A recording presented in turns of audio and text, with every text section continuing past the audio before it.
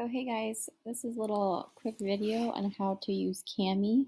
So I might have you guys complete an assignment using this tool.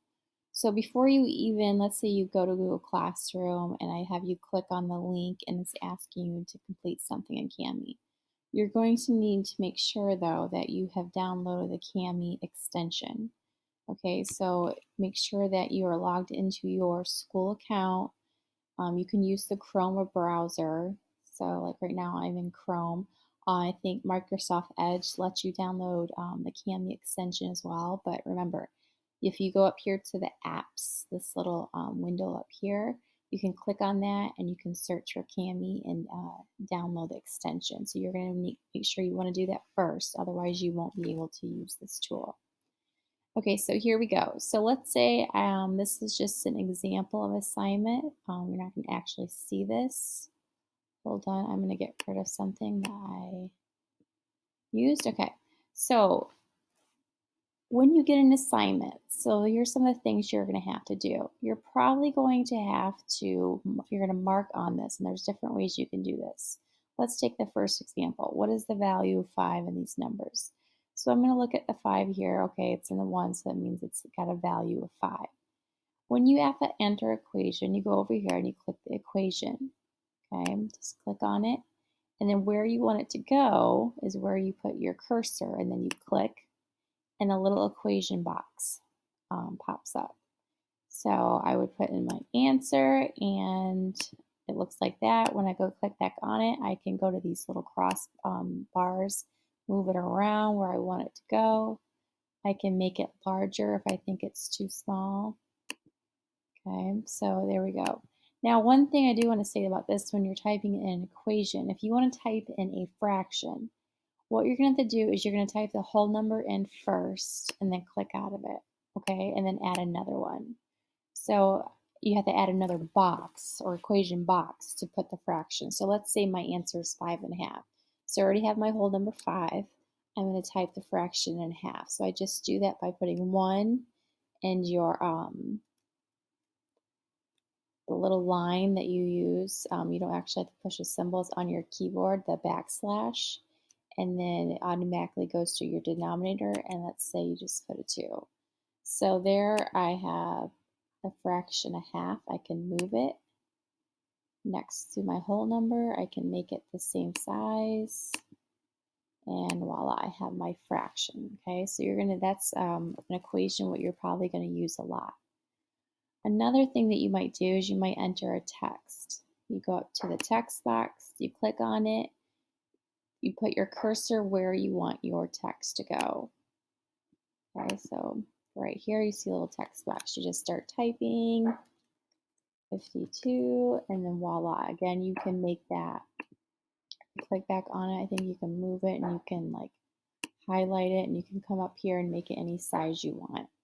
Okay, here is what you need if you make a mistake. You can go down here to the eraser, click on it, and I'm going to click on what I want to erase. So there we go. Voila, it's done. All right, a highlighting tool. So let's say down here I have circle each number in which our 7 has the value of 70. Okay, so like for this one, okay, maybe I want to circle it. So I can go up here to my drawing tool, just click on that, and then I can click on the number I want to circle, just draw a circle around it.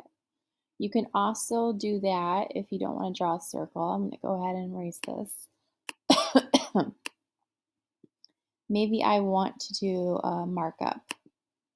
Okay, right here I have a box highlighter, and here I have a text highlighter. Let's say I want to use highlighting tool. I click on that, come down here and pick the color I want, and then I highlight the number. Sorry, it's not working. Let's see what it does with the box highlighter.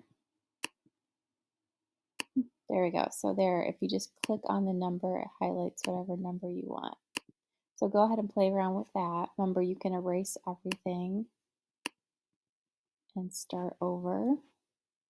Another useful tool is the comment box. Let's say you're reading directions and you don't understand maybe one of the problems, or like this, you don't know how to write it in expanded form.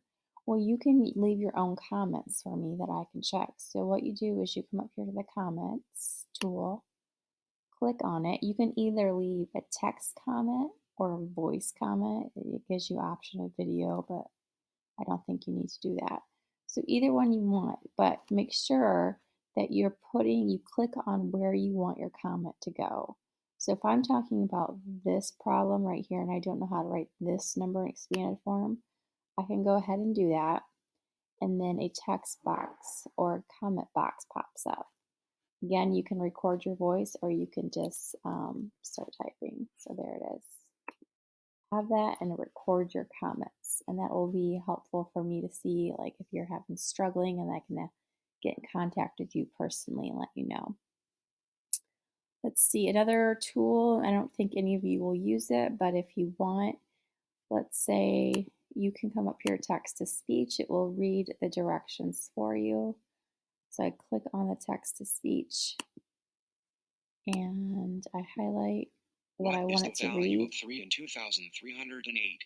What is the value of 5 in each of these numbers? 300, 3x 1,000 plus Okay, 4x and if you want 100. it to stop, you click the stop button and so forth. So that's kind of a neat tool.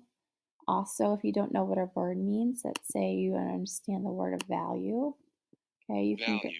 oops, I'm sorry, click on the dictionary and then highlight the word you don't understand, and a dictionary box pops up and it gives you the definition.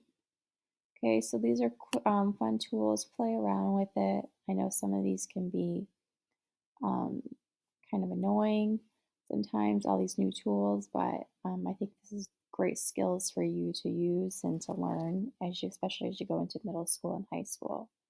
When you're done with an assignment, make sure you save it. You come up here and there is a little disc symbol.